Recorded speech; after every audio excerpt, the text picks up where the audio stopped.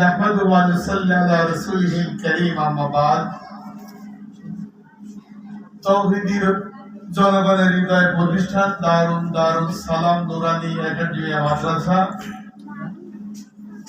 দোয়া মাহফিল ও ফাইনাল পরীক্ষার রেজাল্ট চূড়ান্ত এই দোয়া মাহফিলের সাহেব সদর সম্মানিত সভাপতি বিশিষ্ট আলিমে দ্বীন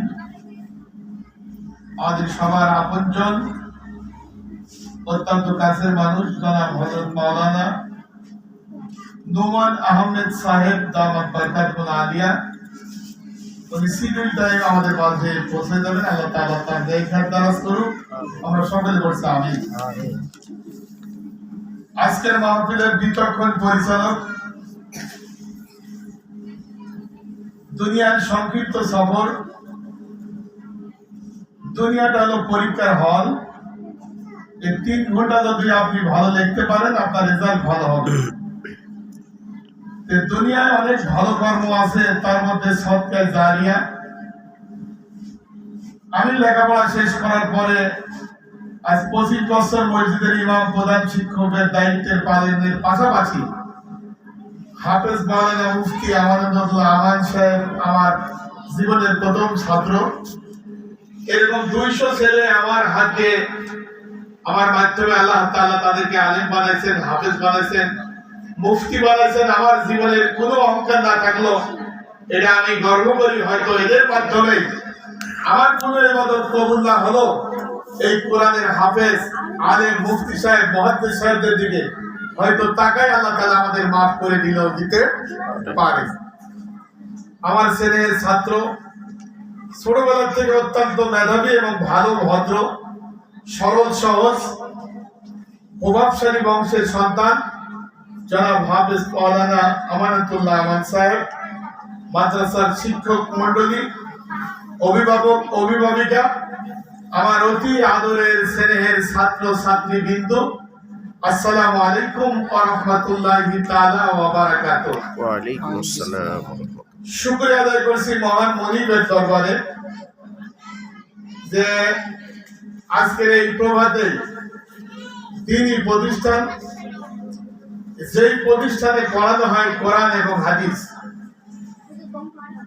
অনেক গার্জেন আছে, অভিভাবক আছে, তারা বুক ফুলিয়ে অহংকার করে বলে আমার ছেলে দারুন দাদতে পড়ে, ওখানে ইংরেজি ভালো হয়, অঙ্ক ভালো হয়, এই ভালো হয়, সেই ভালো হয়। কিন্তু আপনারা বুক ফুলায় বলতে পারবেন মানুষের সামনে পৃথিবীতে এমন একটি কিতাব, নিখুঁত নির্ভেজাল কিতাব। আমিও 5টা বই লিখেছি, অনেক রাইটারের বই আমি লেখাপড়া করেছি। প্রত্যেকটা রাইটার, গ্রন্থকার তার বইয়ের মধ্যে তার মাজুরি পেশ করেন যে আমার লেখা বই যারা দর্শক আছেন তেলাওয়াতের মাধ্যমে যদি আপনাদের নজরে কোনো ভুল ত্রুটি থাকে ধরাই দিলে তা দ্বিতীয়বার সংস্কারে তা শুধরে দেওয়া হবে, ভুল ত্রুটি মার্জনী করা হবে। কিন্তু পৃথিবীতে এমন একটি কিতাব, নিখুঁত নির্ভেজাল কিতাব, যে কিতাবের মালিক শুরুতে চ্যালেঞ্জ দিয়েছেন, যালিকাল কিতাবু লা রাইবা ফি, this is the book, there is no doubt, Islam is the complete code of life. The Holy Quran told of I had to Muslim leadership on universe. আমরা সকলে চিৎকার একবার বলি সুবহানাল্লাহ, সুবহানাল্লাহ। এমন একটা কিতাব, সেই কিতাব পড়ানোর জন্য আপনাদের পরিবার টুকরা সন্তান, ছেলে এবং মেয়েকে আপনারা ভর্তি করাইছেন। একটা লোক, একটা ছাত্র, একটা ছাত্রী যদি সারাদিন রাত দিন 24 ঘন্টা ABCD পড়ে হয়তো দুনিয়ার কিছু কল্যাণ হতে পারে। কিন্তু পৃথিবীর কোন গ্রন্থকার, রাইটার বলতে পারবে না ABCD, অ আ হস্যাই দীর্ঘাই ক খ রাত দিন 24 ঘন্টা তেলাওয়াতের পরে একটা যে কি হবে এরকম কোন গ্যারান্টি দিয়ে কারো বলার ক্ষমতা নাই। কিন্তু আপনার সন্তানকে যে কাজে আপনি ভর্তি করেছেন, আপনার এই সন্তান আসার পরে আলিফ আন আব্দুল্লাহ ইবনে মাসউদ قال النبي صلى الله عليه وسلم من قرأ حرفا فله عشر امثالها। আল্লাহর কোন প্রিয় বান্দা বান্দি যদি মনের অজান্তে একবার আলিফ বলে তাহলে তার আমলনামায় আসমানের মালিক 10টা নেকি বরাদ্দ করে। আবার কেউ যদি লাম উচ্চারণ করে আসমানের মালিক তার জন্য 10টা নেকি বরাদ্দ করে। এমনি ভাবে প্রত্যেকটি শব্দ উচ্চারণ করার সাথে সাথে 10 থেকে 700 গুণ নেকি আপনার আমলনামায় বরাদ্দ হবে। আমি 2007 সালে হজ করেছি। বাংলাদেশের টাকা সৌদি আরবে চলে না, এই টাকা আবার রিয়াল করা লাগে। ঠিক এখনই যদি আপনি মারা যান, কুমারগালা মাইকে প্রচার হবে একটি শোক সংবাদ, মুফতি আলী হুসাইন ফারুকী সাহেব আর নাই, অমক ফাতেমা বেগম আর নাই। আমি আপনি ইন্তেকালের সাথে সাথে কবরে যাওয়ার সাথে সাথে আপনার এই বাড়ি গাড়ি প্রপার্টি টাকা পয়সা ব্যাংক ব্যালেন্স কোনটাই কাজে আসবে না, আসবে শুধু আপনার নেকি। আপনি যদি দুনিয়ায় ভালো কাজ করে যান, এই কাজের বিনিময়ে কবরের আযাব থেকে আপনি পরিত্রাণ পাবেন, জাহান্নামের আগুন থেকে আপনি বাঁচতে পারবেন। আর সেই কাজটাই করার জন্য আপনার সন্তান, কলিজার টুকরা সন্তানকে আপনি মাদ্রাসায় ভর্তি করাইছেন। আর মাদ্রাসায় যারা নিয়াত করেন তারা নিশ্চিত পরকাল নিয়ে চিন্তা করে। মাদ্রাসায় কোনো আধুনিক যারা গাড়ি বাড়ি স্বপ্ন দেখে, দুনিয়ার লোক লালসা যাদের ভিতরে আছে, তাদের সন্তান কখনো মাদ্রাসায় দেওয়ার নিয়াত করে না। তারা বিভিন্ন স্কুল জন্মের আগেই টার্গেট করে রাখে। মাদ্রাসায় তো তারাই দেয় যারা আল্লাহর ভয় যার কলিজার মধ্যে আছে, পরকালের ভয় তার কলিজার মধ্যে আছে। আমি মরার পরে আমাকে জব চিন্তা করতে হবে, আমি যদি জব না দিতে পারি আমাকে চিরতরে জাহান্নামে যেতে হবে। এই ভয় ভীতি যার ভিতরে আছে, আমি বিশ্বাস করি তাদের কলিজার টুকরার সন্তানগুলি মাদ্রাসায় যেতে পারে, তারাই মাদ্রাসায় দিয়ে থাকে। আর যারা পরকালকে বিশ্বাস করে না, জান্নাত জাহান্নামকে বিশ্বাস করে না, তাদের সন্তানগুলি কখনো মাদ্রাসায় দেওয়ার পরিকল্পনা করে না। এই জন্য সুদী মহল একটু পানি দিতে হবে, অভিভাবক অভিভাবকবৃন্দ, আপনাদের আমি দৃষ্টি আকর্ষণ করছি, আপনারা যে ডিসিশন নিয়েছেন, সিদ্ধান্ত নিয়েছেন, আপনাদের ডিসিশন 100% সঠিক। কারণ আপনারা জানেন যে কোরআন পড়লে এহকালীন এবং পরকালীন খুশি হয় আকাশের মালিক। একটা রেলের উপর যদি কোরআন রাখা হয়, কাঠটা যত দুর্বল হোক না কেন, কোরআন রাখার কারণে তার মর্যাদা বেড়ে যায়। ওই কাপড়টা যদি মনের অজান্তে আপনার পা লেগে যায়, একবার মুখে লাগান, বুকে লাগান। আবার ফজলু হাসান মুফতি আমানুল্লাহ সাহেব, আমি তো ভুল করে কাপড়ের কাপড়, আমি কোরআনের রেল বানাইছিলাম, গিলাপ বানাইছিলাম, আমার পাটা লেগে গেছে। ফকিরকে 1 কেজি চাউল দিতে হবে না 2 কেজি দিতে হবে।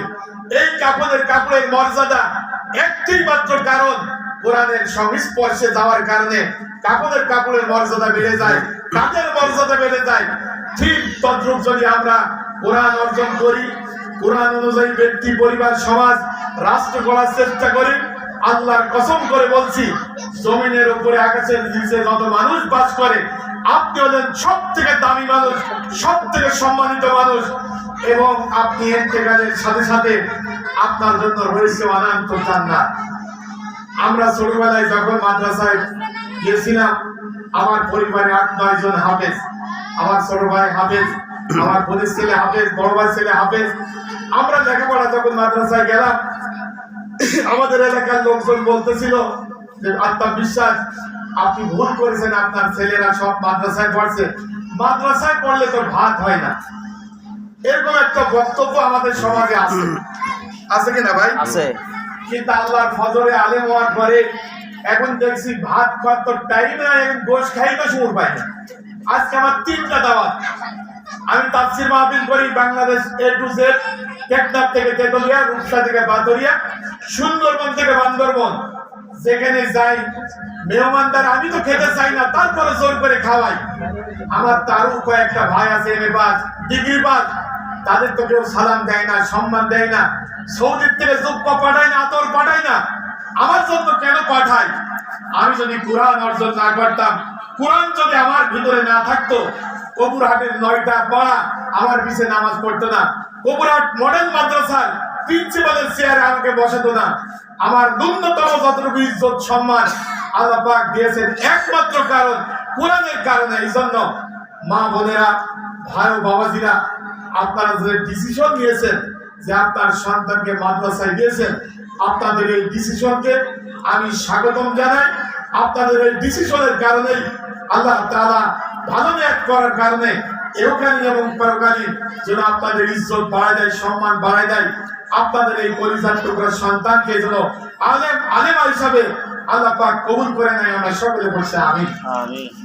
দুই নম্বর কথা, সম্মানিত মা ও বোনেরা, আমাদের কুষ্টিয়ায় আপনারা জানেন সব থেকে ধনাঢ্য ব্যক্তি বিআরবি মজিবর সাহেব। এই মজিবর সাহেবের বাড়ি হলো হরিপুর গোরস্থান ময়দান, নিসারিয়া গোরস্থান ময়দান। তার মা ঘুমায় আছেন। ওই গোরস্থানে আমি 12 বার মাহফিল করছি। উনি উলামায়ে কেরামদের সঙ্গে খাবার গ্রহণ করেন। আমি উনার সঙ্গে 7 বার খাবার গ্রহণ করার পরে উনার যে বক্তব্য আমি শুনি হাই প্রেশার, ডায়াবেটিস, 12টা রোগে আক্রান্ত। রাত্রে একটা রুটি, দুপুরে একটু মুড়ি খায়, এরকম তার যিনি